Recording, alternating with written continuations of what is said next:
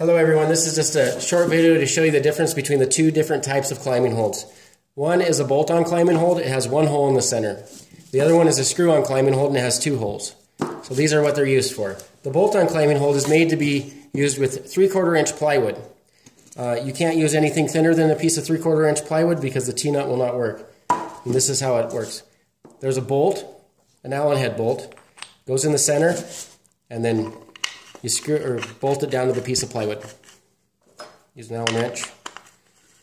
Really easy to install. They have a lot of versatility because you can move them around a lot easier. So there's your bolt-on climbing hold. It seems like it'll rotate, but it will not. Once you torque it down, it'll stay right in place. Screw-on climbing hold. The reason you use a screw-on climbing hold is because you can't access the back of your climbing wall. If you're going to put them up on the side of a garage or a barn or a shed or something, you want to use a screw-on climbing hold. And how it mounts is it uses a 1/4 inch diameter wood screw that's a minimum of 2 inches long. So that goes through there.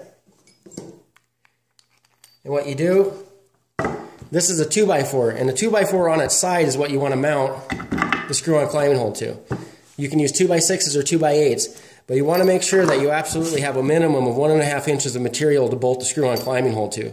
Because if you try to bolt or screw a screw-on climbing hold to a piece of plywood, that is not enough material for this screw to hold that to it.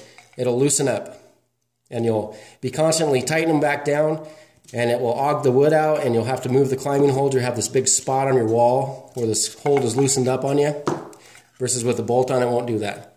So bolt-on is for 3/4 inch plywood, minimum 3/4 inch plywood. You can go thicker if you want. Screw-on climbing holds are for 2x8s, 2x6s, or 2x4s laid on their side. You have to have a minimum of 1.5 inches of material to screw the hold to.